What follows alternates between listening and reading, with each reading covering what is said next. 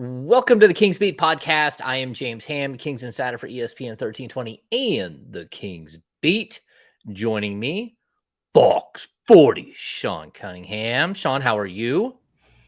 Oh, I'm quite well rested, sort of, after a night that was eventful, but not really uneventful. An uneventful, eventful evening. So I'm here in the Fox 40 studios in our stupid sports office, and Kirsten is the only one working. You can see her on the YouTube stream. She's happy. Yo. And, yeah, man, things are good. How are you guys?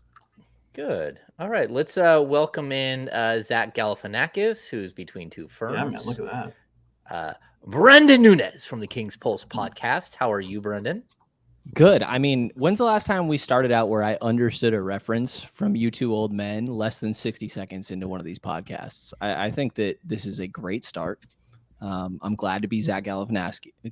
Oh, there it is. Galifianakis. It's a tongue twister.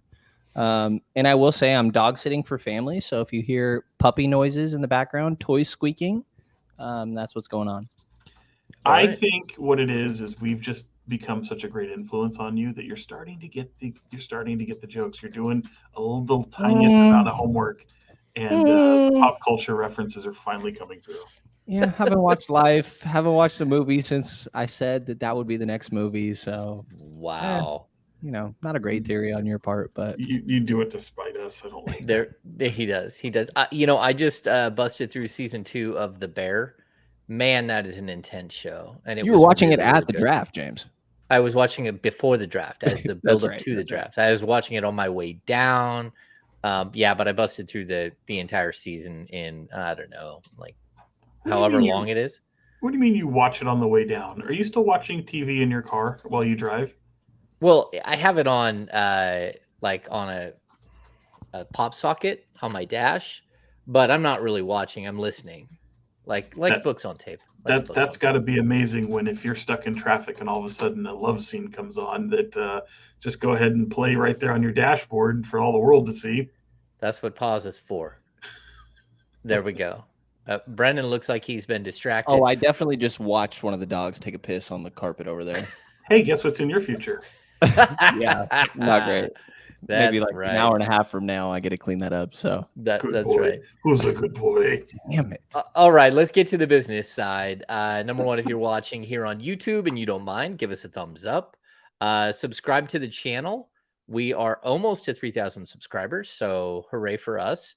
It's been a fun run here, and we just keep growing and building, and wild stuff's happening. Go to thekingsbeat.com and become a premium subscriber to get access to all of our incredible content sent directly to your email inbox. So jump on board with that. Outside of that, it's been a crazy couple of days. Sacramento Kings just got through the 2023 NBA draft. They made a trade. They select a couple of players. Pretty chaotic, pretty slow night with the Kings having the 24th pick as opposed to a lottery pick like they did in the previous 27 drafts. But let's start there. Sean, how was the night different?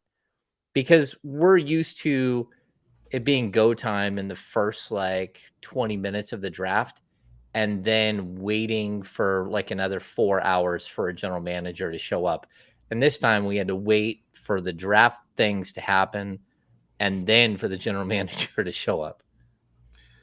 Yeah, and waiting for things to finalize or get more finalized. And as we record this on Friday afternoon, evening, we're still waiting for things to finalize, even though there are wheels in motion and activities planned already for people when they get here. But still don't have things completely finalized officially. But it was different in the sense that certainly you're used to seeing a high draft pick, a lottery pick, and this pick is a situation that is more or similar to what teams expect when they're a contending team, a team that has a great deal of success, and the draft pick isn't that high. So in that standpoint, it was different. It was also different to see them not make a pick in a way, to move that pick out.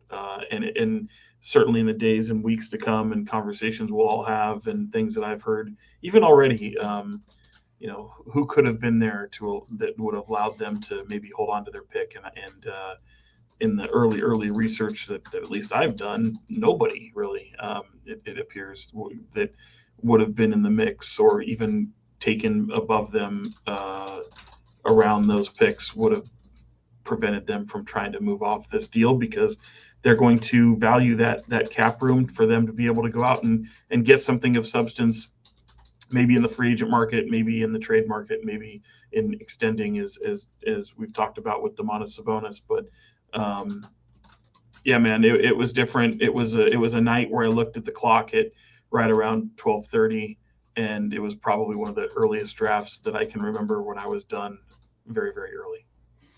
Very Sean, early. I want to ask you real quick, Sean, to follow up on that, because I'm sure a lot of listeners are big fans of Chris Murray. So is your impression that, like, if Chris wasn't taking a pick before, this still would have been the same deal? Yeah, that's at least in the preliminary kind of things that I've heard around. I don't know that that'll change much in the coming weeks with more people that I'll have the ability to kind of bend the ear of, and throughout the organization, league, agencies, all that kind of stuff. But yeah, I mean, this is something that seems to be the pathway that they identified.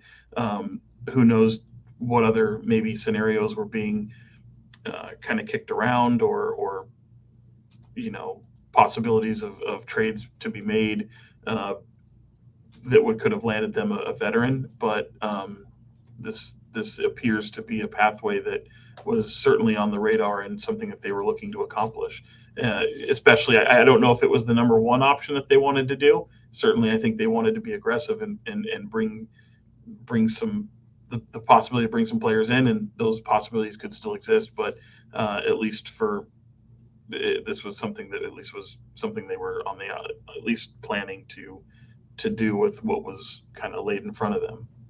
Yeah. So since Sean, you hit there, let's just make sure people understand what the Kings did is they traded the 24th overall pick along with Richaun Holmes to the Dallas Mavericks. We still don't have anything specific that they brought back in the trade. I haven't even dug, but I'm going to guess that it's something like a highly protected future second round pick, or the draft rights to some European prospect that nobody's heard of in the history of the world. That's probably what they're going to get back. They're realistically, from what I can tell, they're taking him back with. They sent out Richaun Holmes, and they sent out the 24th pick with the hopes of getting nothing in return. And to me, it's really kind of a wild thing to do, but I think it's one of the biggest strokes of genius that I've seen from this front office. They basically just sold the 24th pick for $25 million. And to me, that's absolutely crazy. Richaun Holmes, just for Sacramento Kings, this is not in general, in my opinion, was no longer a player for them. He was no longer serviceable, and they owed him $25 million over the next year. So they'll save $12 million in cap space this year. They'll save $12.9 million next year. And Richaun will get an opportunity to restart his career somewhere else, whether that's Dallas or if they decide to move him on to another team down the road. Brenden, this is what, your second draft you've covered, right? So draft night, were you shocked? Were you shocked by this whole thing? Not too surprised. I mean, I think this was an option that we had talked about before as a potential way that they could go about this. I mean, I think that the difference between having, James, these specific numbers better than I, but somewhere in the range of like 20 million compared to 32, 33 is a really big difference that you could be working with in the offseason. And, for example, Trace Jackson Davis is a guy that we've talked about before, and I didn't love the idea of taking at 24, right? But you had kind of talked me into that. If you even get a guy that can play rotational minutes at 24, that's good value. And I say that to say, if you create $10 million more in cap space, that is probably more valuable than getting a guy that plays, backup minutes a night. Like, you could potentially put yourself in a conversation where you are figuring out a way to get an upgrade on Harrison Barnes in a very big position of need, a void you have on your roster. So I think it was a smart way to go about it. And I do still think you got a player that is intriguing when you're talking about Colby Jones, clearly somebody that they liked if you're willing to trade up from 38 to 34 to acquire him. And I don't know that anybody should expect him to have year one impact the same way that would be the case with any second round rookie, obviously. But I think there's intriguing aspects there. A lot of people had him late first, second round. So you get a little bit of the best of both worlds. You get more future flexibility, whether that means a free agent you're going to throw more money at, or that you get to lock Sabonis up more long-term and bring HB back, whatever way you want to go about using that flexibility. And you still have a guy that a lot of people had in the late first round projection. Yeah, so I use a consensus board from Brett Huff when I go through and I do a lot of my write-ups, because I think it's a good thing to pull all of maybe 6 to 8 to 10 mock drafts and wrap them up into one thing and show a consensus board. The consensus board for Colby Jones was a 25th pick in the draft. And so I think the Kings got first round value at 34, but the really interesting thing about getting first round value at 34 is that the cap hold for the 24th pick in the draft is $2.7 million. There is no cap hold for that second round pick. And he's a minimum scale contract. Typically, maybe you give him a little bit bigger than the 1.1 league minimum, but probably not. And so not only did you wipe out $12 million this season in Richaun Holmes' contract, but you also saved an additional $1.6 million and freed up a roster spot from moving from the late first round to the early second round. And so to me, that's actually another. So you got a first round, a guy who evaluates as a first round pick in Colby Jones. You got $12 million off the books. You got another 1.6 off the books. And so these are things that actually matter to this team if they're hoping to improve. And I could make the argument, the 24th pick, we could look at the last 10 drafts. There might be 5 rotational players at the 24th pick over the last 5 years. So we're talking about a coin flip and the possibility of that pick not even being ready for 1, 2, 3 years before they actually move into the rotation. And so I think it's interesting. But let's start with a little bit of. Can I say something real quick? Yeah. I don't mean to be the sour guy in the chat here. With due respect to Brett Huff, Brett, right? Who does Well, he doesn't do an actual mock. No. I know that, but my point is to say a guy who projected that high. It's well, the reality is he didn't go that high.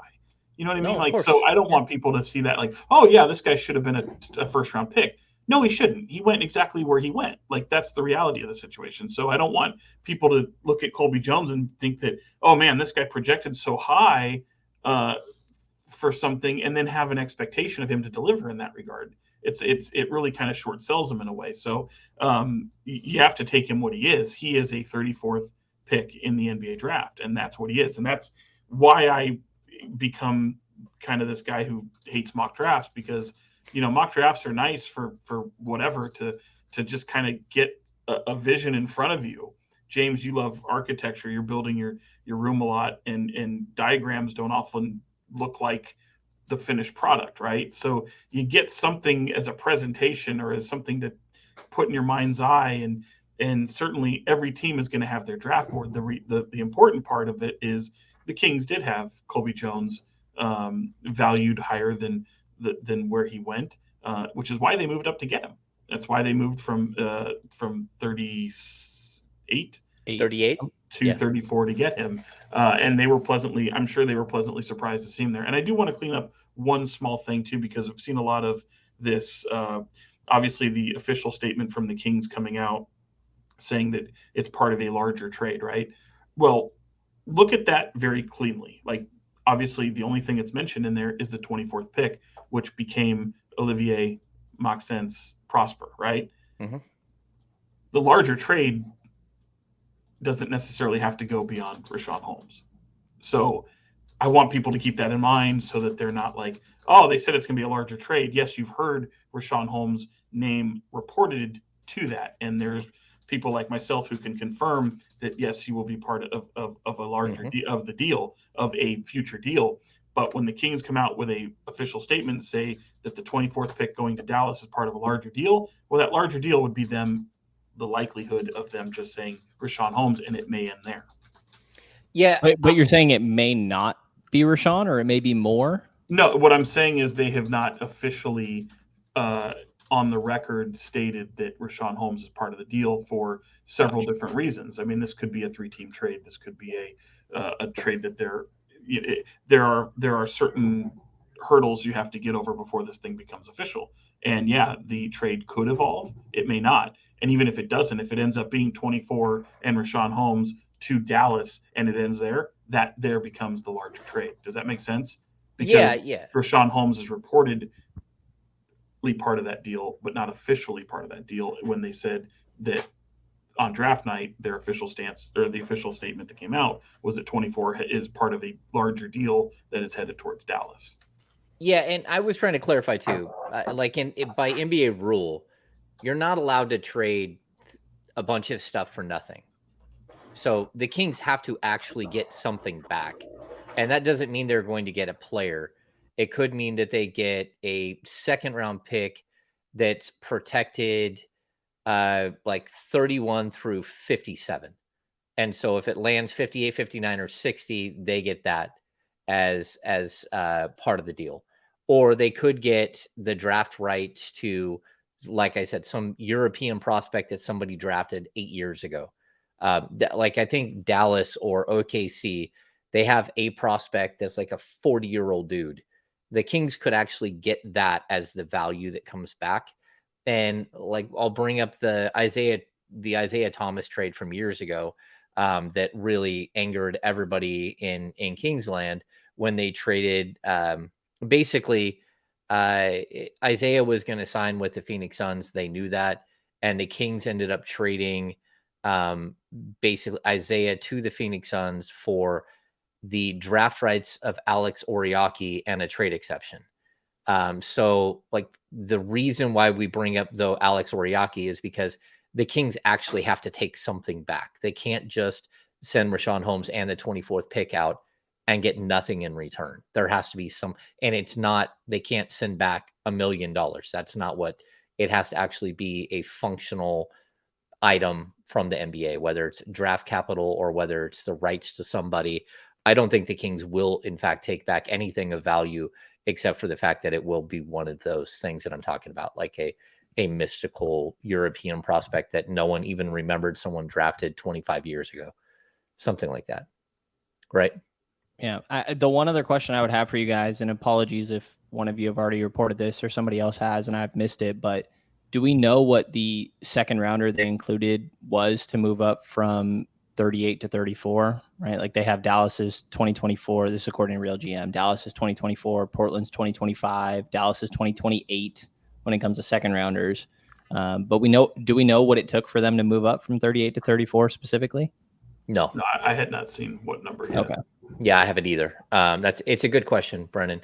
It's going to be one of those. And again, that could be something that's highly protected. The Kings can't trade their 2026 or their 2027 second round picks because if somehow the Kevin Huerter pick doesn't get sent out in 2024, 2025, or 2026, it becomes a 2026 and 27 second round pick. So as of right now, they can't trade those. So it's probably one of the extra picks, and it won't be a super valuable pick. To move up 4 spots in the second round usually isn't a huge boon for somebody. And again, like I know people are just, the Richaun Holmes thing is just to jettison Richaun. And like, look, it's possible Richaun can resume his career. He had a rough year and a half here, 2 years in Sacramento. He's a good guy. I hope that it all works out for him. He's always been respectful of the process. He has not caused problems behind the scenes when he's not playing. Overall, it just things went south, and he got the eye laceration and then a second eye laceration that required stitches in his eyeball. Then he got COVID, and then he started to be in an embroiled, prolonged custody battle over his son that got really ugly and dragged out into the media.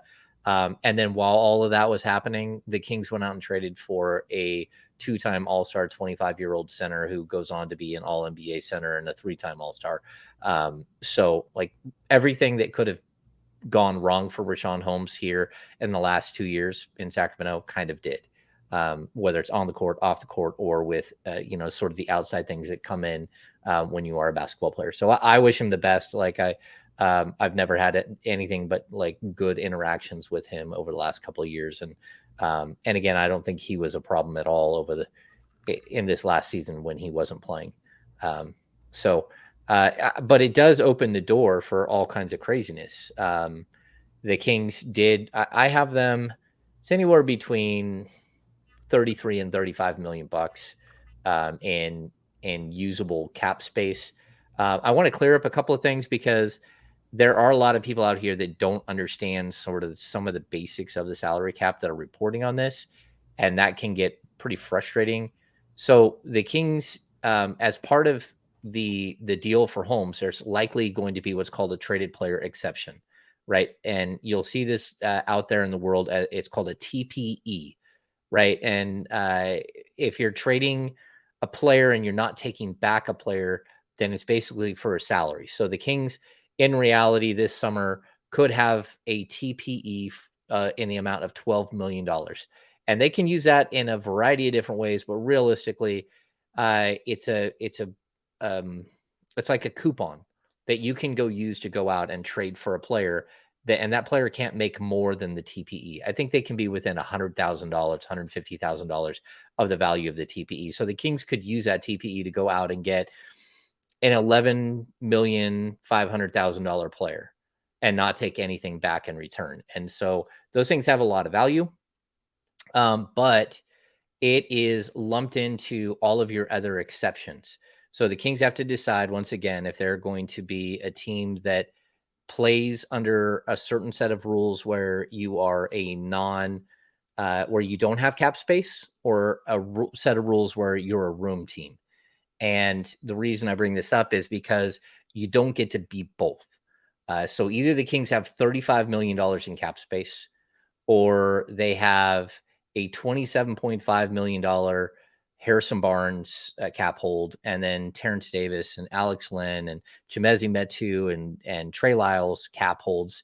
And then in this scenario, they would have a mid-level exception for $12.2 million or 12.4, a biannual exception at $4.6 million, and then the TPE on top of that. So they would have like these 3 different exceptions that they could go out. One is a full trade. The other 2 are to sign free agents. And the other 2 you can also break up into multiple contracts, so they get a little bit crazy. But if you decide you're going to be what's called a room team. Well, and just to be clear, that first scenario is you're keeping all the cap holds, you're entertaining bringing HB back and everybody else. Yeah, but even if you say, hey, we're not going to bring HB back, or he signs somewhere else, you still have to add up all of those cap holds. And so we're looking at 4.6, 12.4. That puts us at 17. Add another 12 million for the TPE. That puts you at 29 million. So you go from a team that thinks you're a cap space team to no cap space. That eats at 29 of your 33 to 35 million. So if you decide to become just a room team and you're like, we're going to go bonkers and we've got 33 to 35 million bucks, all of those other exceptions are gone. The TPE, which you usually have a year to use from the date of the trade, is gone. It's wiped out and it gets flushed down the toilet. And so that's where the Kings have to decide what type of team they're going to be going into the offseason. And it's really intriguing because I don't know how they're going to handle it. But the cool thing about being a room team is that if you do have the 35, the 33 to 35 million, and you decide that that's just your cap space and you're going to use it that way, and you can go out and sign players on free agency, you can try to bring back Harrison Barnes after you would like do away with his cap hold. You could work on an extension for Domantas Sabonis, whatever it is. When you get done using all of your cap space, you have what's called a room exception. So you get a $7.7 million exception that's for teams that started the free agency window or the new calendar year of the NBA under the salary cap. So, and as a room team. So I hope that this is like not totally bonkers and crazy, but you can either have all of the trade exceptions, and the trade exception, the biannual, the mid-level, all of your cap holds when it comes to players, or you can be a room team, have 33 to 35 million and the room exception. So not only do you have 33 to 35 million, but you have another almost $8 million salary slot that you can go in. Again, it's a exception that can be split amongst multiple players. So you can go out and sign a $4 million player and a $3.7 million player and split that room exception sort of down the middle. You can do a lot of different things. So I hope that clarifies some of the stuff. Do you guys have any questions on that? Because I know, like, I like to be thorough when it comes to salary cap stuff, and I hate seeing this. Oh man, the Kings have $35 million and a trade exception and MLE. It's like, no, they don't have like $70 million to spend. It's very specific how much they have. They have between like 40 and 42, but you can't add the 33 to 35 million to the 7.7. They're separate. They're different. So do you guys have any questions? I feel bad that the listener has to rely on idiots like Brenden and I to have to ask questions to James, who knows all these, because it's very easy to hear all these numbers, especially if you suck at math like myself, and your eyes just go crossed and you can't figure it out. I think the best way to, in my opinion, just internalize this is say you've got about $30 million to play with. And guess what? Last night, the Kings became an absolute relevant player in the market. And as James is busy drawing Venn diagrams, I believe, to show the camera, they're in very good standing to do a multitude of things. And it'll be very, very interesting to see how that plays out for not only this year, but really years to come. And I think more than anything, if you're looking at it and you're saying, I think, like, certainly things that they can bring in this year will be obviously what I think fans will like. Okay, great, you've created this room. What do you do with it? Who are you bringing in? But at the end of the day, if it allows you to have Domantas Sabonis, whether he's extended this year or signed at the end of next, and you have him for the next 4 to 5 years, that above all is the major prize at the end of the day. And I asked that question to Monte McNair last night. How is this a home run? Like, how do you quantify what you did last night? And he said, at the end of the day, we're going to be judged on winning. And that was absolutely the most brilliant response to have. But at the end of the day, keeping Domantas Sabonis first and foremost is the ultimate prize that's out there. Am I wrong, James? It's the ultimate prize. And Monte McNair in his entire press conference pulled a Sir Alex Guinness and went, "These are not the questions I will be answering." Like, whatever question we threw at him, he does this every presser. He did not answer. This isn't new, right? Like, he didn't answer a single one. He's just getting better at it, which kind of sucks. He is. This is one of those ones where the best thing that came out of the press conference, Monte McNair's wife just had their 4th child 9 days ago. And so, like, his 3rd child was literally born 3 days before the trade deadline. This one is born right before the draft. Like, these people, if anything, McNair family, figure out when to have children when it's not the busiest time of the year. But that was the guy. Hold on, says the guy about to leave for Mexico. Oh no, as free agency is upon us. I'll have my phone. I'll have my laptop. I'll be writing. I'll be working. We'll podcast from Mexico. Actually, I'll podcast from Mexico. You guys aren't going with me. So, And so I did this. It's stupid. And it's, so those of you who are watching in the stream. Oh, it's good. It's on white paper. I built, like, this is basically, you have 2 buckets. Make yourself full screen, James. We can go away. Maybe you can't, but okay. So we have 2 buckets. We have a trade. One bucket, you have the traded player exception, the TPE, the mid-level exception, the biannual exception, and your cap holds. Or you can have 33 to 35 million and a room exception. You have 2 buckets you can work out of. You cannot mix and match and go back and forth between all of them. Now let's see if I can bring in my friends. Not that way. Oh, there it is. So there it is. In a risky attempt to oversimplify, tell me if I'm wrong here, James. You're either taking one big swing on a free agent and then you have your room exception, or you're doing a lot of, I don't know if small is the right wording, but say, Sabonis, raise and extend, HB, somebody else, and maybe another piece in there. No, because if you're doing the room exception, if you're going with the 33 to $35 million in cap space, this is how, if I was Monte McNair, I would do this. This is how I would attack it. First of all, you can give Domantas Sabonis max money. And people can say, okay, why does Domantas Sabonis want to hire? Why does he want an extension today? And it's a very good question, because everyone said, well, if he waits, he can get all this other money. So the way this works is, because Domantas Sabonis finished all NBA, he's eligible for an extension this summer based off of 30% of the salary cap. If he does not make all NBA, it goes down to 25% of the salary cap. Now, he also can only sign a 5-year deal, a deal that totals 5 years. So a 4-year extension plus the season that we're about to start. If he waits till the end, he can sign a 5-year deal. So it put him 6 years out. But here's the problem. New NBA rule. If you don't play 65 games in a season, you are no longer eligible for all NBA. Plus, Bam Adebayo is all of a sudden becoming a superstar again, and there's possibilities. So my point is that right now, Domantas Sabonis can get 30% of the projected number for the first year of his extension. The salary cap will be $144 million, $145 million. 30% of that is basically $42.8 million starting salary, right?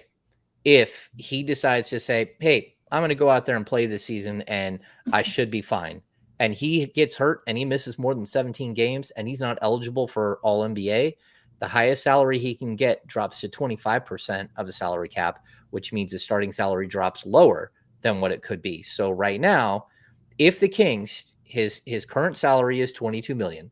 If they take $8 million and they tack it onto a salary for this season, they give him what's called a raise, of course, and then you can extend him off of that number at 140%. That's the new deal in the CBA that just got passed. It used to be only 120%. Now, here's where the math gets crazy. If we look at an $8 million raise, which puts him at $30 million, the starting salary would be $42 million, which sounds a whole lot like his max salary, which is $42.8 million. So basically, and that's max with all NBA?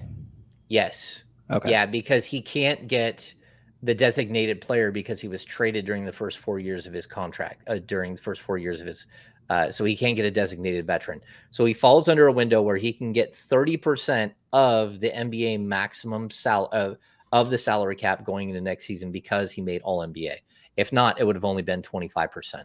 So basically what I'm saying is it really does make sense for Sabonis to lock into a deal right now. But what's the max and total value of the contract? The max. Okay, so if we give him a 4-year contract extension, it's 42, 45.4, 49, and 52.9. Those are basically 8% raises on the starting salary of 42 million, totaling 189.3 million. Now we take that and we add in the 30 million. And so he would basically be on a 5-year contract at 100 and just under 120 million. I mean, 220 million. 220 with 220. The 30 million. Yeah, with the 30 million. So now versus total valuation of the contract if he waited. If he waited, it's going to start at 42.8 and it will extend out. But then in the last year of the contract, he would get that 42 point. I mean, in the last year of his contract, he'd get 50.9 times 0.08. equals he would get a $57.1 million fifth year, right? So that's what we're kind of talking about. Do you get the fifth year now? So we can add that to the 189.3. And this is if he were to make All NBA next season, right? And that's if he makes All NBA next season, which is a big question. Yeah. So we're talking about $246.4 million 5-year deal that starts next year, but he only makes $22 million this year. Right. Versus a $30 million contract this year that pays him a grand total of $220 million. Now, here's the other thing. He still will be eligible to get paid in that next year. It just won't be part of this deal. Got me? So the $57.1 million, he's still like 2 years, 3 years into his deal, he can come back and renegotiate an extension again and build off of that again. So that extension at 220 versus 246.4. Yeah. And again, this isn't the NFL. This is guaranteed buku bucks. Yeah. Well, and like it's really not guaranteed that he makes All NBA next year. Correct. There's 65 games, and like I will say, Embiid, I think it was first team this year, right? Yeah, he won MVP. 66 games this year, 68 games prior to that, and before that, he never met 65 games in his career. And maybe when this threshold is in place, that changes that. But just as much as that could affect the guys Domas and below, it also affects Jokic and Embiid, more so Embiid there. But I just say that to say I think it's far from guaranteed that Domas makes third team. Yeah. So this is how I would put it too. If he takes the deal now with the $30 million and he gets the 220, it basically 219 over 5 years, it's an average salary of $43.8 million.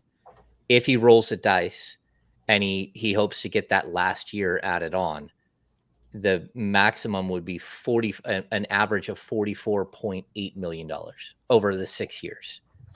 So we're looking at the difference in $900,000.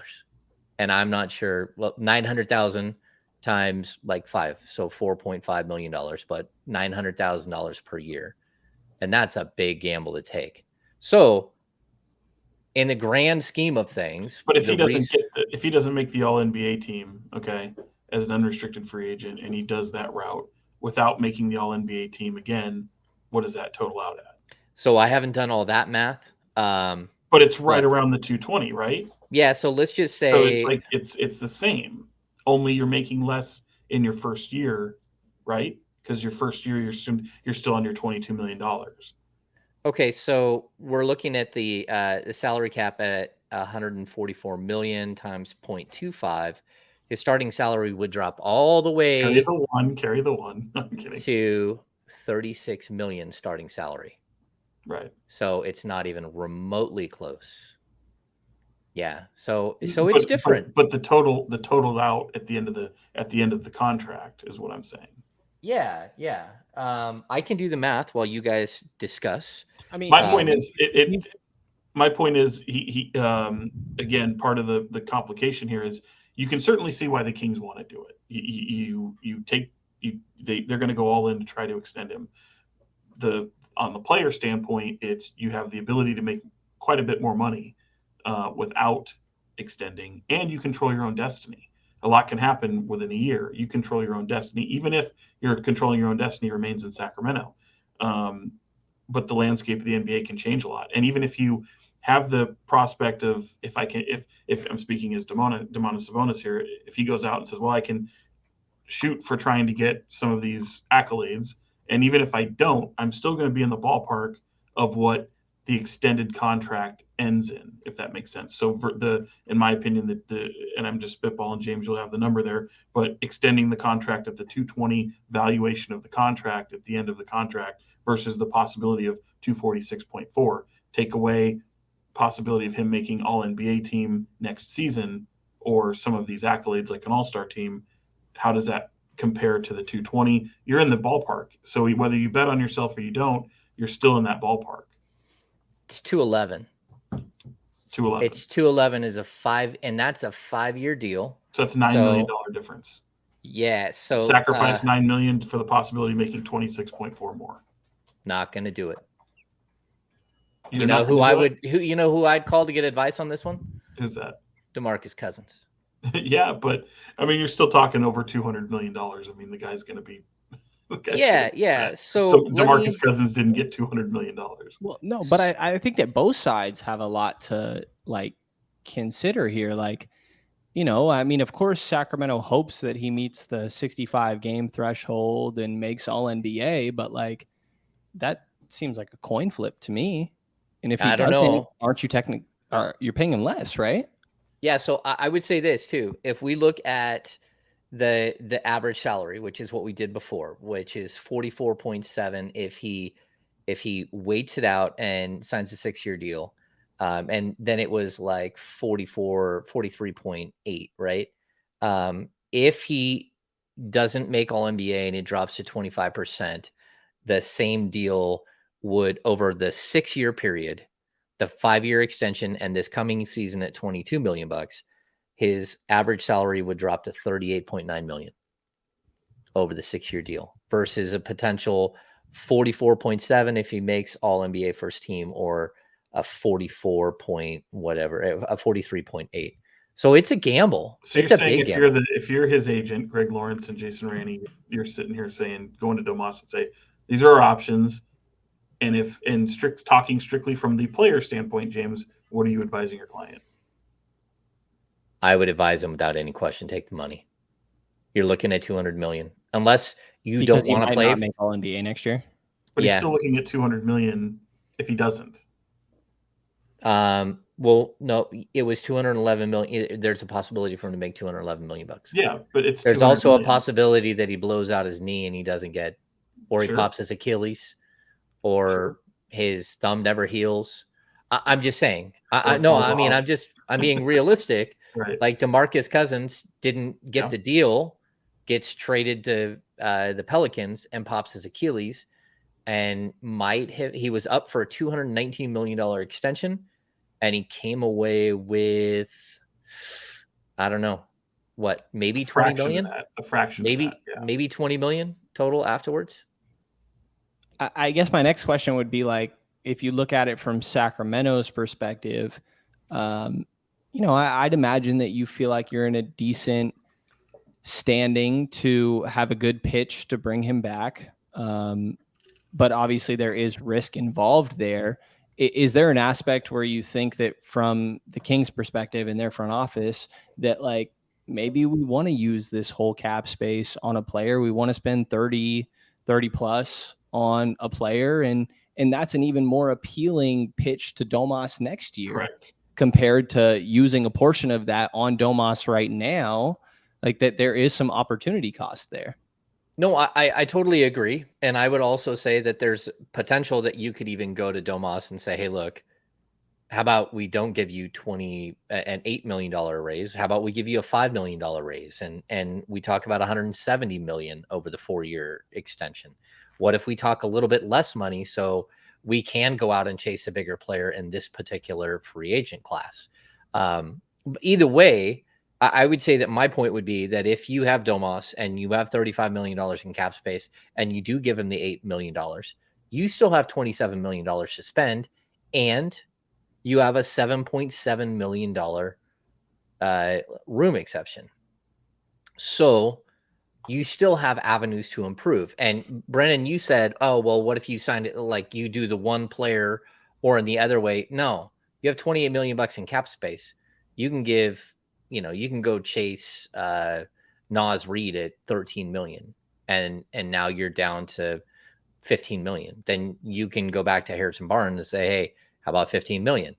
Okay. If he says yes, then you can go out and bring Sasha Vezenkov in for part of your trade exception. And then you can use the other part of that to maybe lure another guy that, $3 to $4 million player, and see if that's enough. So there are a lot of ways that you can do this. For part of the trade exception, or did you mean room? I meant the room exception. Okay, gotcha. Yeah. So gotcha.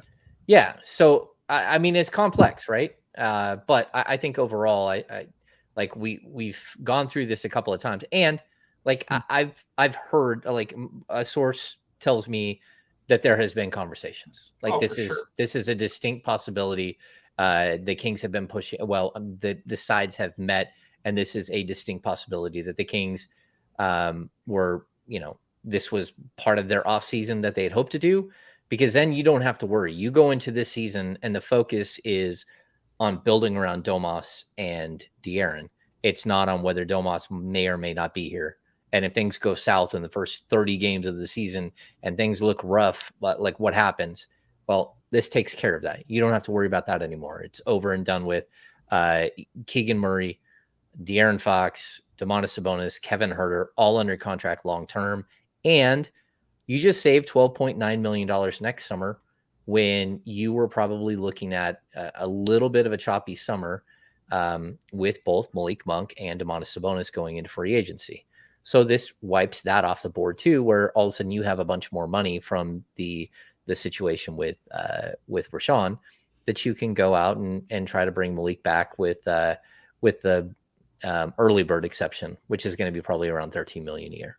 Where do you fall, both of you, on the notion that if you're going to contend in the NBA, particularly in the future with the aprons that we're going to get familiar with, James is probably already there yet with aprons and as it pertains to the cap, but that it's just a reality that if you're going to be a contending team, a competing team, the likelihood of you being a tax team, an apron team, is very, very high. Yeah, Brenden, you want to take that? Well, I mean, you have to be it. Like, not you have to be, but ownership has to be willing to do that if you're in contention, right? I mean, like, the question I was going to throw your guys' way, which I think is the same thing Sean is saying, is that, like, are you willing to pay Domas that money? And to me, it's an easy yes. I only present it because, there may or may not have been one media member that was on the other side the other day. But, like, I think it's an easy yes. And I think that's just the reality of if you want to be a team that is competing for conference finals. And by the way, I don't know who that media member was, but I know that I've had several conversations since, well, I shouldn't say several, but I know several people who I've had conversations with, not a media standpoint, since Domantas Sabonis has landed here from across the league that say, they would be dumb to extend him. I don't agree with that, but there is a segment of people that think, and I don't think the playoff series against the Warriors helped that, help convince people otherwise. In fact, there might be that those voices might even be louder now to say that they shouldn't extend Domantas Sabonis in that regard. And I am not one of those people. No, I mean, no, what he did against Golden State, like, they played against his strengths and he didn't have a counter. Like, I understand the skepticisms coming out of that series for sure. I would say this, Brenden, like, I understand what you say, that he didn't have a counter. The Kings didn't have a counter more than he didn't have a counter. If you had a different player at different positions that could have stepped up and become a problem for the other team, they would have had to make adjustments. And some of those adjustments could have allowed Domantas to do different things. If your shooters were hitting their shots, if you didn't have, 2 guys, 3 guys go cold and every single game, like, the Kings were limited as a whole. And I wouldn't even put it on Domantas Sabonis. Could he have been better in the series? Sure. But he still wasn't bad in the series. He just didn't have the same exact raw numbers, because like his teammates didn't hit shots, and he forced some shots, but he still shot over 50% from the field. He was dominant as a rebounder. So, like, I get it, but at the same time, I would make the argument that the way to get better is not to look for someone who's better than Domantas Sabonis.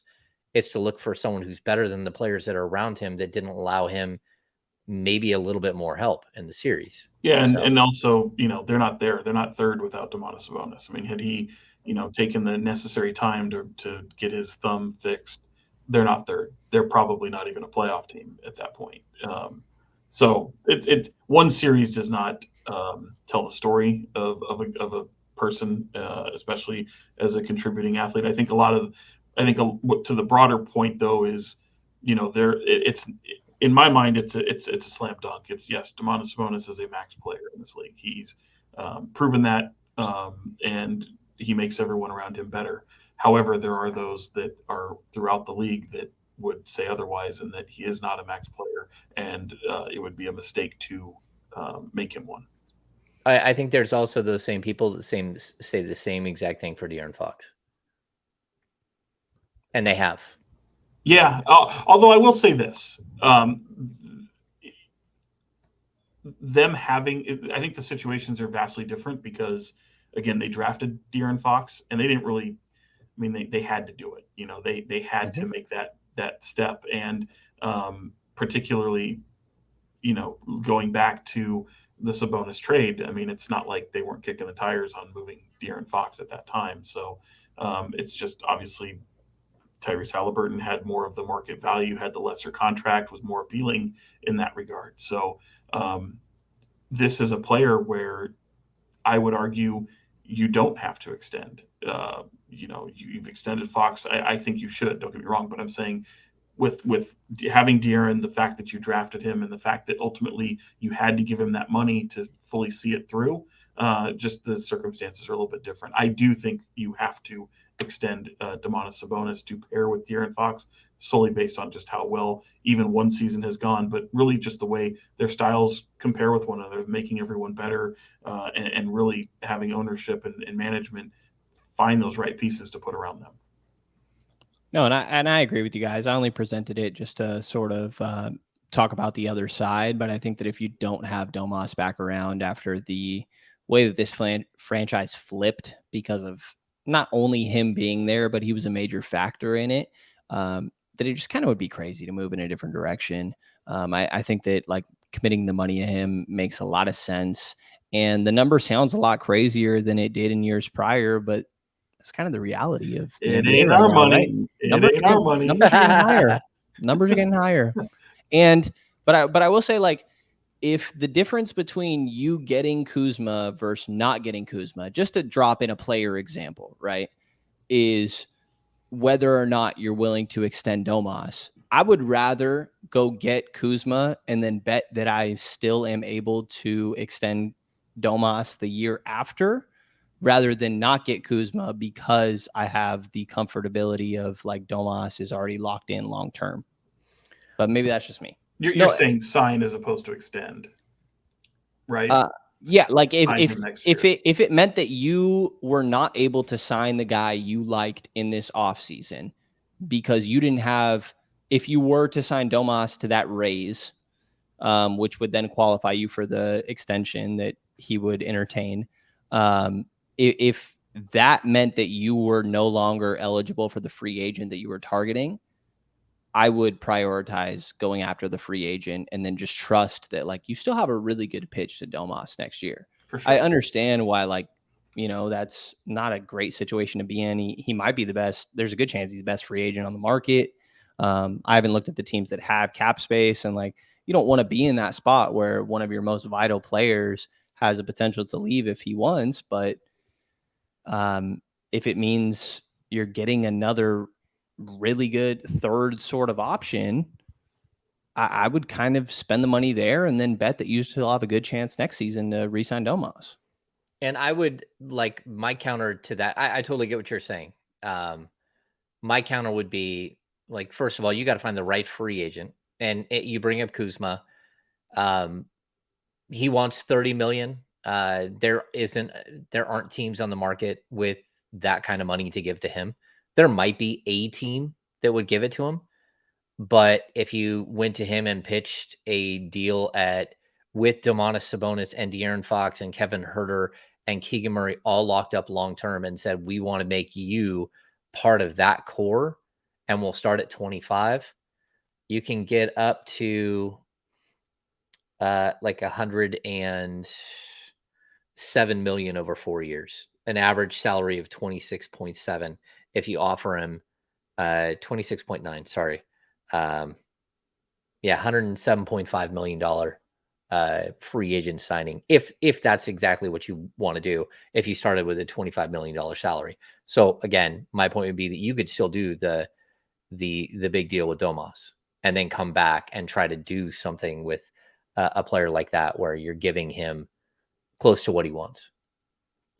Like we all want to get paid, as much as humanly possible, but sometimes you're only worth what, the Right. market dictates. And so, like, do I think that there are players out there that would play for $25 million? Yeah, I think there are for the Sacramento Kings. Yeah. I mean, I don't know if like we're looking at like we can talk about Kuzma or Draymond Green. That would be the next guy that the rumors are out there that, oh, Mike Brown loves him. Like they're not, I don't think that they're going to risk losing Domantas Sabonis on giving Draymond Green a 3-year, $100 million deal and not giving Sabonis the extension at the same time. And then what does that mean for Harrison Barnes as well?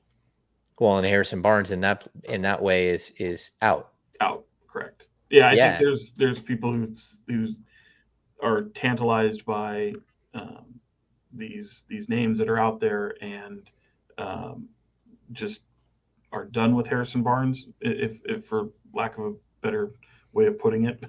Yeah. So yeah, it's interesting because I again, I still think that there's a number in mind that the Kings have to bring Harrison Barnes back. But part of being aggressive and still falling under the maintaining and improving, like, someone's got to go at some point, and you have to, and I think improving is maintaining success, but improving is part of the building upon that success and building on the roster and finding those pieces is paramount. So keeping that in mind when you start throwing these names out there that people think, oh, if you're going to go get a $30 million player, you're basically saying goodbye to Harrison Barnes at that point. Yeah. And there's a lot of wings forwards we talk about, like Kuzma, Draymond, if you want to throw PJ Washington, Cameron Johnson in this conversation. Like the teams that have cap space all suck, to be honest. And like eventually they'll be fine. I think they have promising young cores, teams that I'm really intrigued on their futures. Rockets are the most standout, right? That just have the most money in free agency. And I think they had a great draft night, but they're going to take a little while. Like, I think that the Kings being the team that has money and has a path to being a competitive team in the Western Conference pretty quickly is a decent pitch compared to some of these other teams that have cap space. Yeah, like I think that the Kings are, for the first time in decades, are in a position where they can go out and pitch to a free agent, right? They really can push and try to land somebody. And again, I don't know if that's like if you had 25 to 28 million bucks, like would Kyle Kuzma make sense, or would a package of Harrison Barnes and Naz Reid make sense? Because you can probably get those things done. And, the maintain and improve thing, we're going to beat that thing down because it's something that Monte McNair has thrown out there, maintain and improve. I think we all understand that bringing back the same group of players with some small adjustments, whether, Alex Len or Chimezie Metu or Trey Lyles or Terrence Davis are back, like there's going to be adjustments always, especially on the back end of your roster. But if you came back with the same core, we would expect at least to maintain like the 48 win mark, whether they're the third seed or whether they lose a few more games than that, or if they push up to like 53 wins. We don't know, but that's sort of maintaining. I'd also make the argument that between the potential growth of De'Aaron Fox, of Keegan Murray, of Kevin Huerter, of Malik Monk, that you could actually improve and then tack on the fact that they're together for another year, that their defensive improvement could actually happen organically by just playing together longer and focusing more on that end of the ball, and then some, small tweaks. And that might be how you actually get to the improve of the maintain and improve, is just by the natural growth of a team that could possibly happen. No, I agree. I agree. No, I mean, again, I think it's just, sorry, Brendan. I just think when the maintain and improve is out there, it's like, yeah, no shit. Like you're gonna want to improve. You're gonna want to sustain. like that's a no-brainer. But having significant piece. Look, GMs lie all the time. Look what just happened in Golden State. Jordan Poole is on another team. The day before, Mike Dunleavy said they wanted him for the next 4 years. So they lie all the time. Changes things. The landscapes change daily. So just keep that in mind. Like that's why I always bristle when someone says, "Oh, this person, they're not trading him." Sure, they will. There are always possibilities that exist that can move a guy. So Monty actually hates Colby Jones is the conclusion here, right? Correct. Just to be clear. Okay, go ahead, Brad. I was just going to ask last thing on like this cap space. I don't know if you guys have used this terminology, but I used to joke that like there was a Sacramento tax, right? You had to pay a little extra to bring somebody in. Do you think that with the success they had last year that doesn't exist anymore? No, it exists. It definitely exists. It may not a small market team.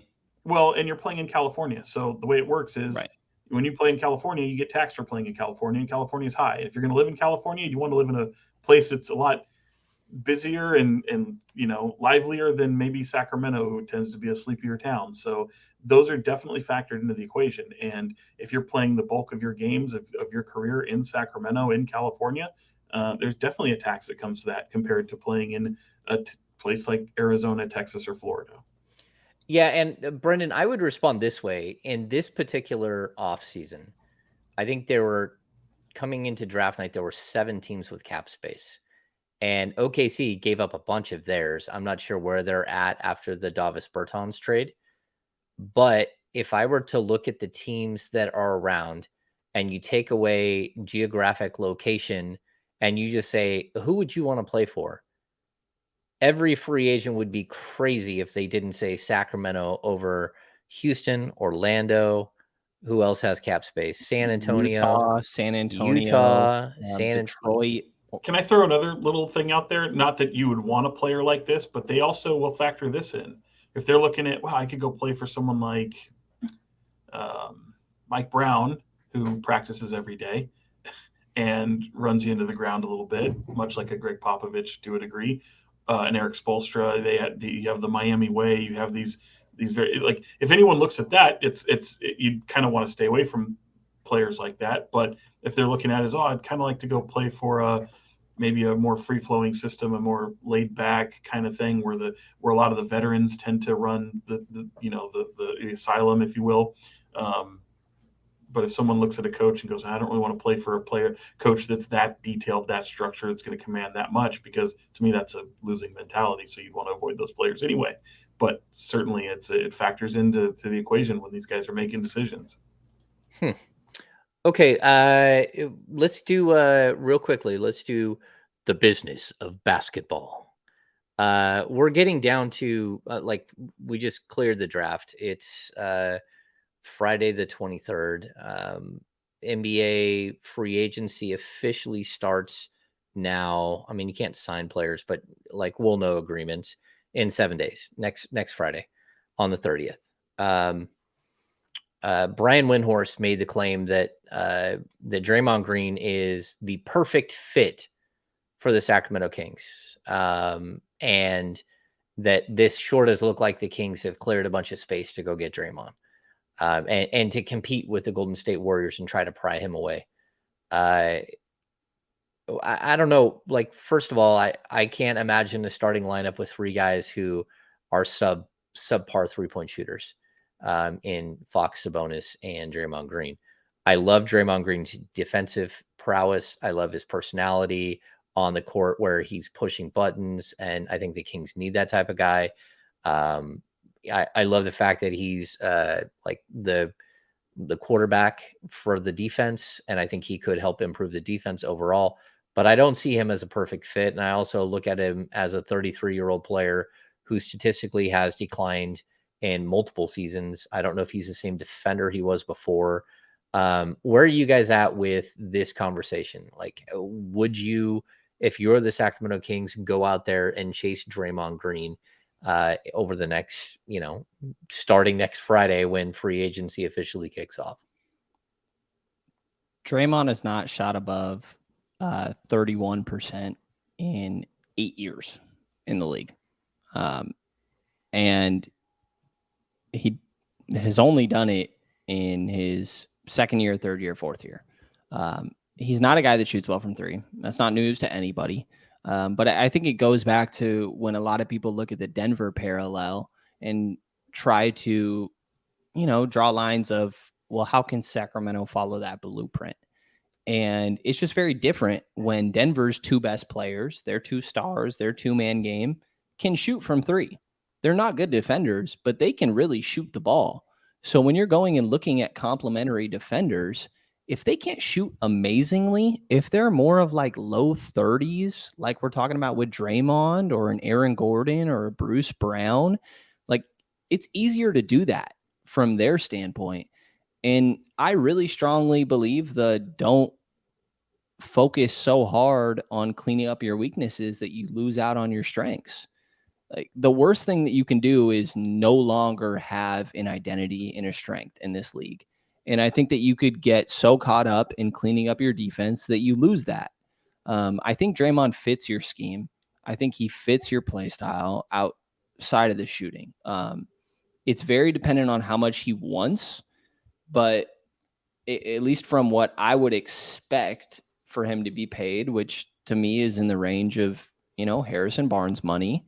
Like if we're talking about Draymond as a guy that like is playing a little bit next to Domantas Sabonis, but primarily like your backup five, I love the idea. I just don't think that is the role that we're talking about or the money that we're talking about for that sort of role. So I love the idea of Draymond. I just think for what he would cost and the sort of role that in my mind he would expect, it doesn't, I get it. I think there was a time Coach Brown earlier this year talked about, we're getting to the bench and maybe we're not having a great game and nobody's saying anything to each other. We're all just kind of sitting there like Draymond, Marcus Smart. Those are the type of guys that are going to go up there to their teammates and say, hey, we got to pick it up right now. So I get the value in Draymond, but I think for what in my mind he would cost, that it just doesn't work with De'Aaron and Domas, but maybe I'm wrong about what that cost would be. I'm a little torn on it personally because I do, much like Brian Windhorst, think he is the perfect complement to this team. He's exactly what this team needs. But you take the dollar figure off of that when you say that. Like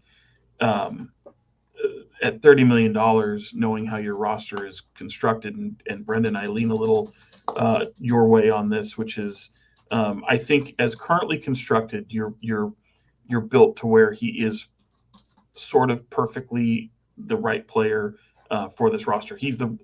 There's a difference of being he's the perfect player you need, and he fits the roster as in the perfect way. I think in order to have him, you need an upgrade in your wing position, your small forward. And if you have Keegan Murray and Kevin Huerter sharing those responsibilities, it's really not enough. Like if you had someone like a Siakam, for example, at your three, okay, and this is a pipe dream, of course, because you're talking about really expensive pieces all throughout your roster that tend to look like the Warriors at that point and the money that they're spending. But if you had like a really solid three and someone who is capable of taking some off the dribble, certainly we've talked about what Keegan Murray's next steps are. To me, he's not quite there yet. But if they feel that he can be that player eventually, then yeah, certainly you do it. I don't know that I agree that he is that player or will be that player. I think he fits a specific need on the team. Keegan Murray, I'm talking about, that is already kind of what you get from Keegan Murray. I don't know that he has the quickness to be a three. I think he is more of a stretch four, in my opinion. So we'll see how that all develops. But man, if I'm the Kings, I'm looking hard at it. I really am, guys. I would absolutely look at it hard. I would make the Warriors sweat. I don't know ultimately that I would pull off the move, but I will say this: as a member of the media who covers this team, I want it to happen selfishly because it makes my job entirely more interesting. So from the selfish standpoint of me sitting here today wanting to know if Draymond Green will be a King, kind of rooting for it from the standpoint of my own benefit. I think culturally he'd be amazing. I just hesitate on opportunity cost. And can I say too, I agree with you, Brendan, because I think there's a lot of Kings fans out there that I don't like Draymond Green. I don't like the theatrics. I don't like all these things. I think Mike Brown has a strong enough group around him. I think this front office is strong enough that they can. I told James, I've told you on this podcast several times, they can handle a little bit of crazy on this team. And I think that it's the right type of voice. Like Draymond Green, theatrics and all that kind of stuff. You look at Steve Kerr, like they are Draymond Green. Like the players may have gotten exhausted from it, from all these years of what it entails, but it would invigorate. It would be the right move for this team right now in what he could bring to this organization and identity.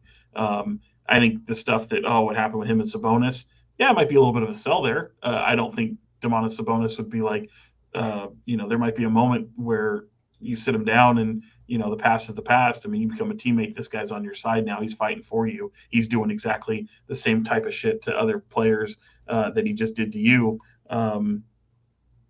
I don't think it's going to be a hard sell for Domantas Sabonis. I think once your competition is one way, he didn't shake his hand famously at the end of that series. You have plenty of offseason left to kind of build that chemistry, if you will. But man, on paper, he's exactly what they need. How much would you guys spend on him? What's the max? Because we just opted out of a 1 year, $27.5 million deal. I don't know, man. I mean, 20 over 3 years? Like, oh no, he's getting more than that. You mean 60? 360? Yeah. You're paying him 20 a year? Nah.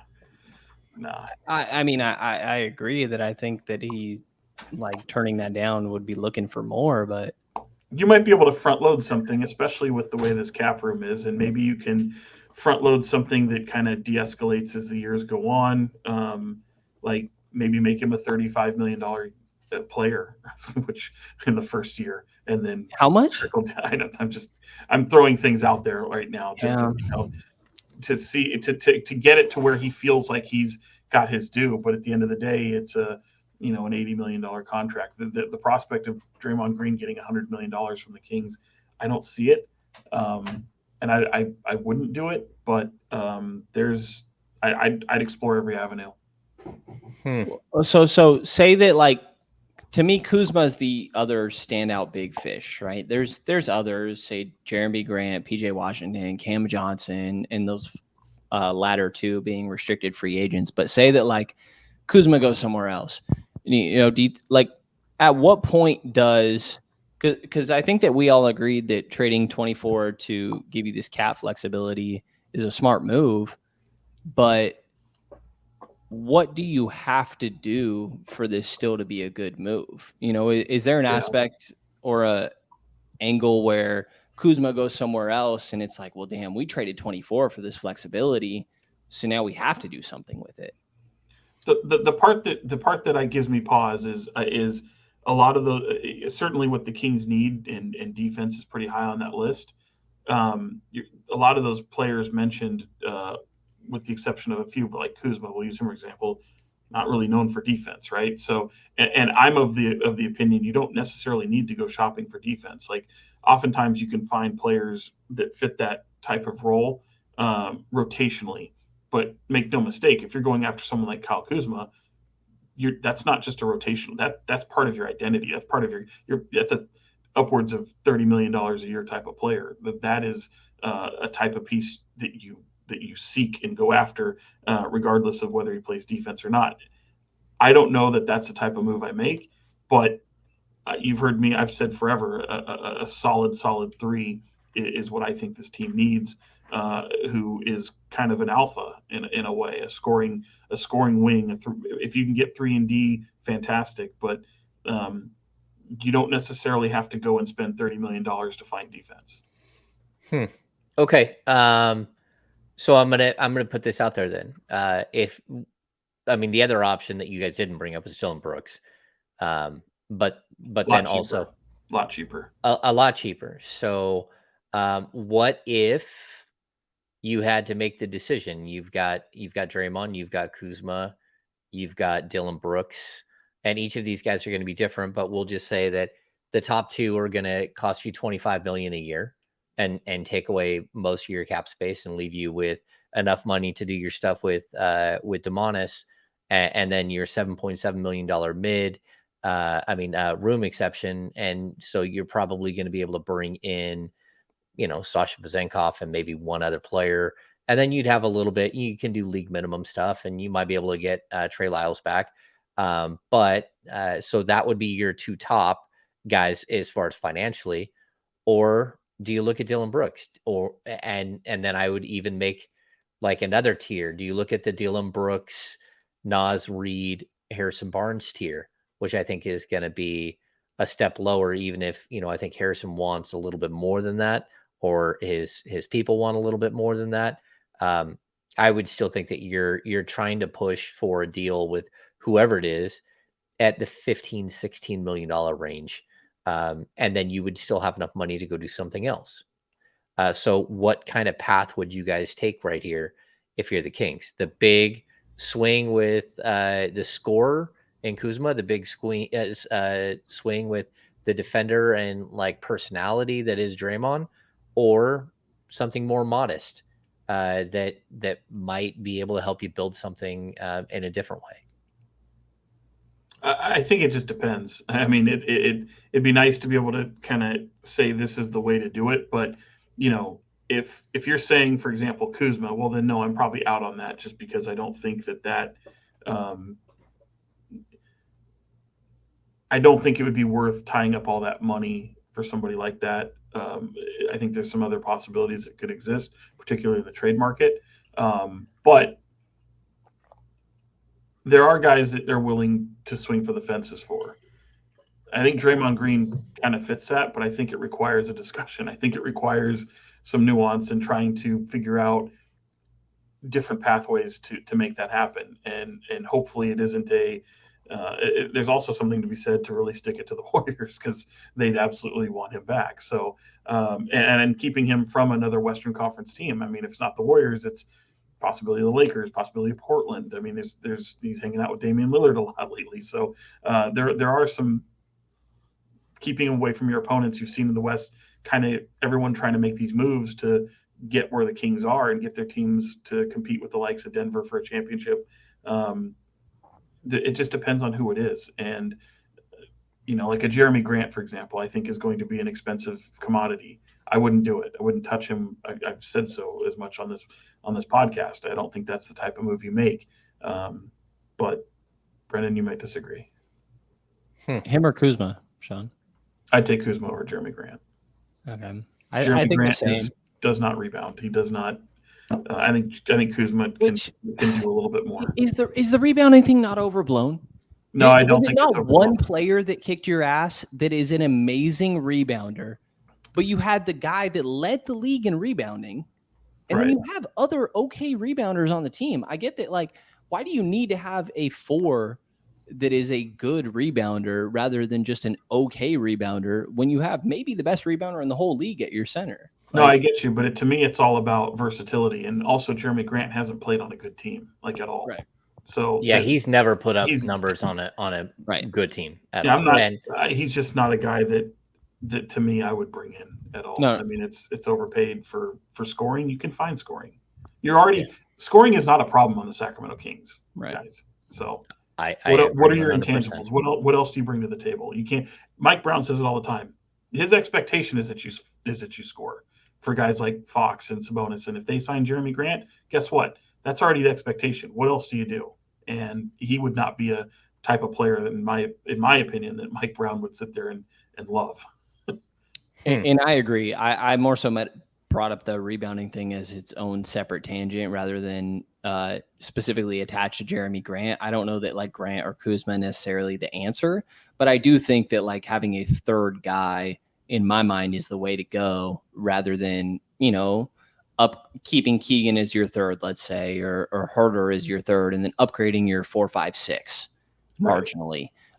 In my mind, you need a third, because if you want to look at the Denver comparison, which again, I roll my eyes at, but I understand why that happens. Jamal Murray and Jokic are better than Domas and De'Aaron.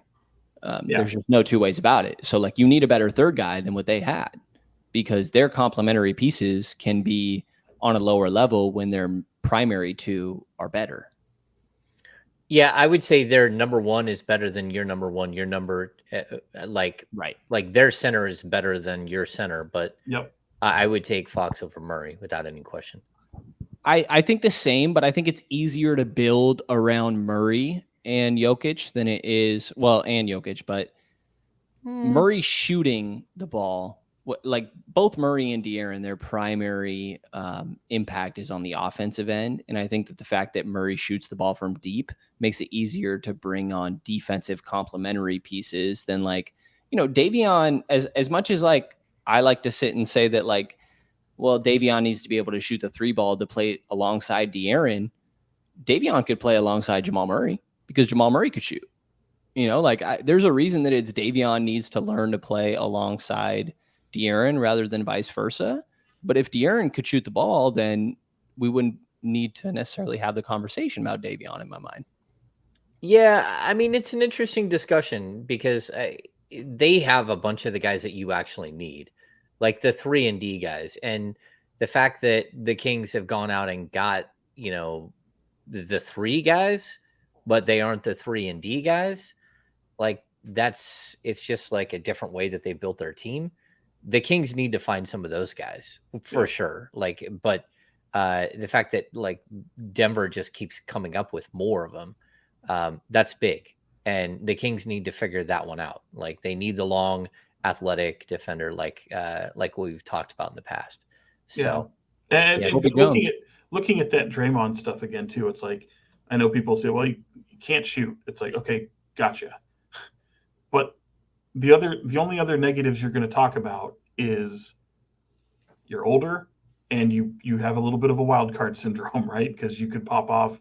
You might impact a team negatively in the chemistry department, although I would argue probably not. But everything else he brings as intangibles is that you need. But 3 of your 5 closing guys can't be non-shooters. But to that point, you're looking at the closing guys as currently constructed, right? You don't always have to close that way. You need people like. Well, De'Aaron and Domas are part of it, right? Right. Domas makes everyone better. Draymond makes everyone better. They both distribute. You have 3 playmakers at that point. That's the one thing I really like about Draymond. He can really run an offense, and he knows Mike Brown's offense. I mean, he knows how to.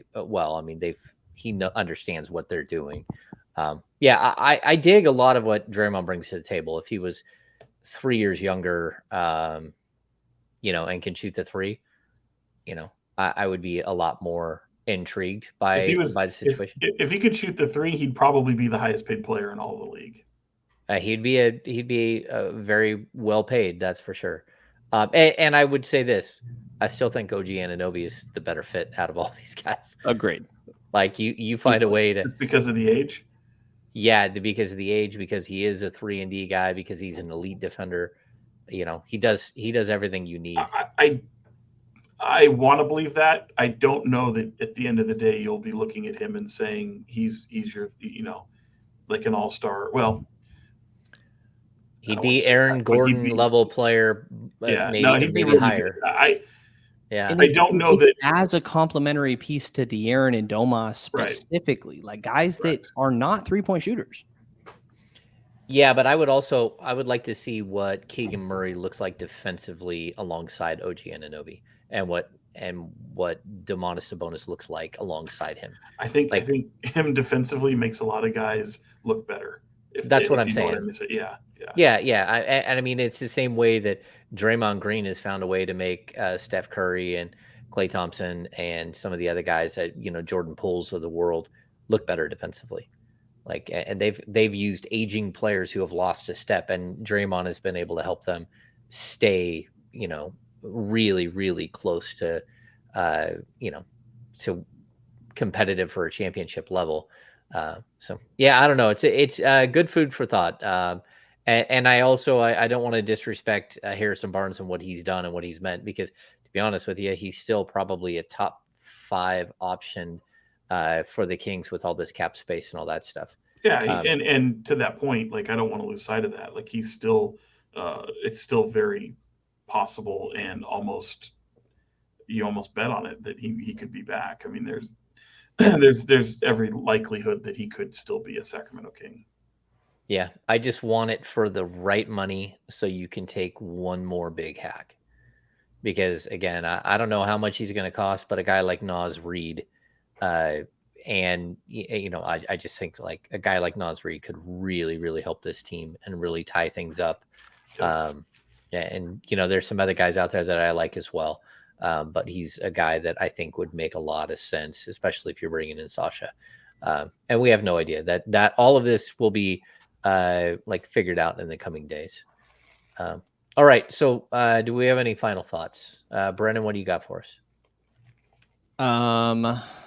I don't have much. I'm excited for Summer League to be right around the corner.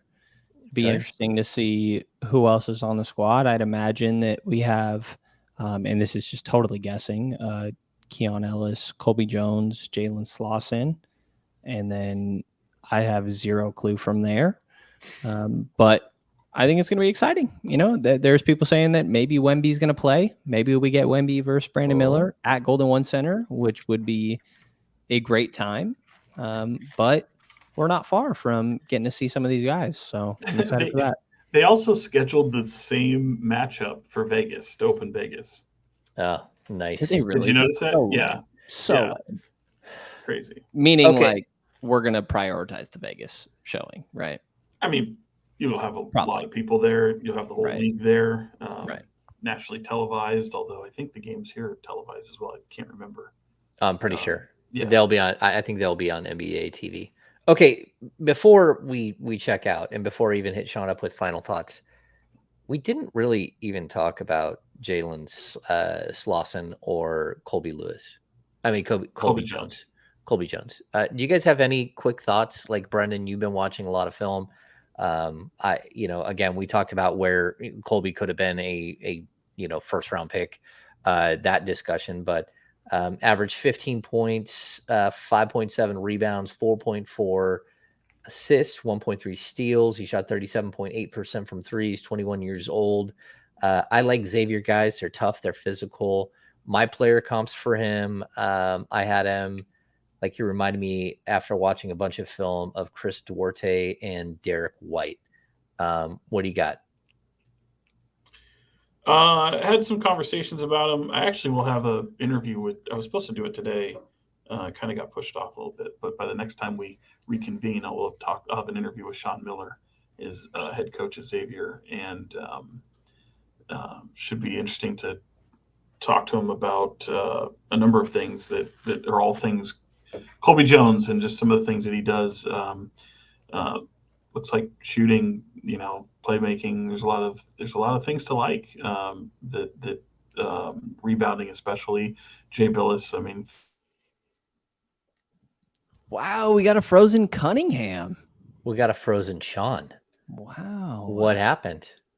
Wow, what is the 13? Am I back? Wait, you're back vocally, but we haven't. Oh, there he is. He's back. Hey, I'm back. I don't know where I ended. Where did I end? Frozen Cunningham. What do we know?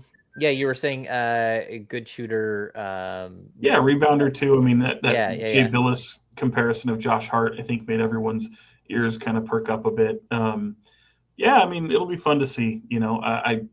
I just kind of, that's all well and good what they did at the college level. It doesn't mean it translates to the NBA. Let's see the NBA. Let's see what summer league is like. It'd be fun to get around them.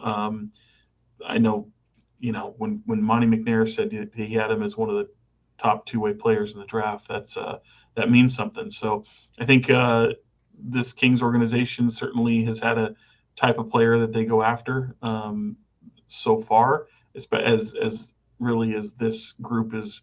If you fast forward, if he's lucky enough to be a general manager 8 years down the line and the team looks a little bit different, it'll be funny to see how he drafts differently. But certainly for this group, they keep drafting a lot of the same type of player, or at least go in it with a mindset of type of player they look for. So checking off boxes, it looks like he does that.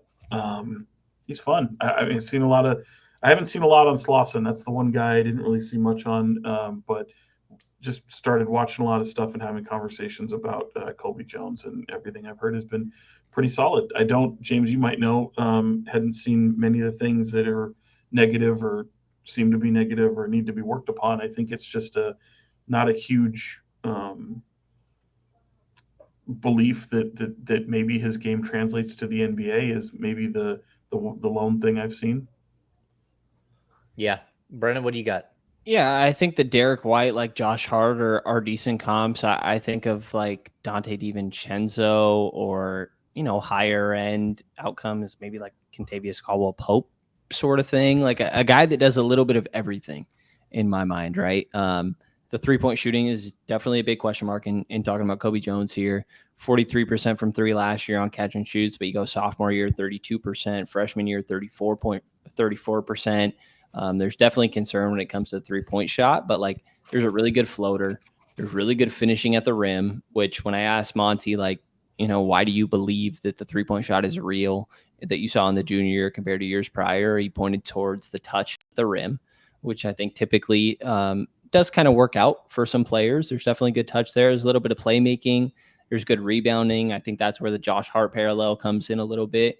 And defensively, a guy that you could see playing 1 to 3, like 6'4.5" without shoes. Ideally, he plays with shoes and is more of a 6'6" guy with a 6'8" wingspan. Haven't seen that yet. Yeah, not a huge wingspan guy, but yeah, 6'8's okay. I think you're talking about 1 to 3, and in my mind, like if he can fit a Terrence Davis role, which when I looked at, I think Terrence Davis played 64 games last year, 800 something minutes, which was a lot more than what I expected when I looked at the number. Yeah. But if he can be your 5th guard, which again is on the higher outcome for a guy that you're talking about at pick 34, but if he can be that, and when you're talking about Davion Mitchell, Kevin Huerter, Malik Monk being your other guards there, all of those guys play one side of the floor. Some of them have other aspects where they maybe can contribute a little bit, but Kobe Jones is the guy to me there that like maybe can do a little bit of both. And you got to find out if he's going to work in the NBA. There's a lot of question marks there. But I think him doing a little bit of everything is optimistic for him being a complementary player alongside De'Aaron and Domas. But obviously expectations need to be tapered a little bit with a guy that we're talking about at 34. Yeah. And just a rundown really quick on Jalen Slawson out of Furman. He measured in 6'6.5" without shoes at the combine. So realistically, really close to a 6'8" player. He's also 220. So he's one of those grown ass man. 6'11" and 3/4 inch wingspan. So basically 6'8" with a 7-foot wingspan. 15.6 points, 7.1 rebounds, 3.2 assists, a block and a half, and a steal and a half. Shot 39.4% from 3. He also chose the Van Wilder route and went to college for 14 years. He's 23 years old, but They're called doctors. Yeah, they are called doctors. He played 5 years at the college level, and that's with the new COVID rules and stuff like that, where you can get an extra year of eligibility. Anything quick on him, Brenden? Because I haven't done a lot of studying on him. Not really. I mean, I think the thing that stands out to me is like weak side rim protection. The Kings don't have that anywhere on their roster. And Slawson is a guy that potentially provides that. I think there's decent vertical athleticism, but like moving in space, it's almost like Alex Len-ish when it comes to athleticism to me. Like in a straight line, he moves really well, but moving his hips, like I just don't. There's a lot of question marks there when I think it comes to the athleticism. The balance is promising. He was a little bit of a playmaker guy that had the ball in his hands and pass into others during his time at Furman, but super raw. And I will just add, I mean, you mentioned at the top, James, like I think I'm going to have to be proven out of the idea that Trey Jackson Davis should have been the guy here, I will say. Yeah, stunned. But we did see that was slightly choreographed by his people. That's what it seems like afterwards, that the Golden State Warriors had him in mind, and his agent had the Warriors in mind, and they worked to get him there. And so he refused, like in conversations leading up to, I guess this is the way it went through the 30s. He said he would not sign a two-way. He was looking for a roster spot, and the Warriors at whatever they are were willing to do that. My final comment on that will be if that's the case, you should not be allowed to tweet during the draft that everybody's going to regret it. If you're practically discouraging teams, stop it. Like, come on. All right. Do we have any final thoughts from Sean? We covered the draft, guys. What a big series the Giants are in with the Diamondbacks that gets underway tonight. Giants kind of flirting with first place after winning 10 straight. I like that. They're not really basketball takes. How about UFC tomorrow? Got two Sacramento fighters headlining a card. Josh Emmett kind of get back on track after losing the interim belt, going up against Ilia Topuria. Be kind of fun to see if he makes his way back. And then Macy the Future Barber. She's a fun fighter, man. She's on a 4-fight win streak. She's going to fight Amanda Ribas in the co-main event. So it's just kind of cool to see two people who, Macy's from Colorado, but she's moved here, said it's the best decision she's ever made to come to Sacramento and train here. And she's kind of, one of those up-and-comers in the women's flyweight division. So kind of cool to see if either one of them can close out UFC Jacksonville and get closer to a title shot for them. All right. I am going to Mexico, 5:00 in the morning. I'm leaving. I expect a souvenir. Yep, but we're talking shot glasses. Well, I heard that on 1320 we were going to get a sombrero ham. I don't want that. I don't want that. We might get sombrero ham. I might wear a sombrero from Mexico. I don't want James beaten up in Mexico. He doesn't need to wear a sombrero. I don't care what you want, Sean. I need it. What are you talking about? No. I will try to find a quiet spot and podcast. It'll be a working vacation for me. When do you get back? Next Saturday. Yeah. Saturday to Saturday. So, oh God. Yeah. Brutal. Like there's nothing. It was someone else, like a friend's family vacation decided to invite us. They had already planned it. This is when they're going. And I'm like, all right. Normally I say no. This is the first time I said, you know what? My boys are getting older. I need to go on vacations and spend time with them like this. You to Mexico? Oh, you're gonna go? What's that? No. I was talking about me. No, he's not one of my boys. No. He's not. So yeah, we'll have you covered for all kinds of stuff with free agency and everything else. My cell phone will work in Mexico and will be on nonstop. So thanks for joining us here. If you're still watching, give us a thumbs up. Unless you're subscribe to the channel. Go to thekingsbeat.com, become a premium subscriber to get access to everything and to help us finance everything that we do here at the Kings Beat. So for Fox 40, Sean Cunningham and Brenden Nunes from the Kings Pulse podcast, I am James Ham, Kings Insider for ESPN 1320 and the Kings Beat. See you next week.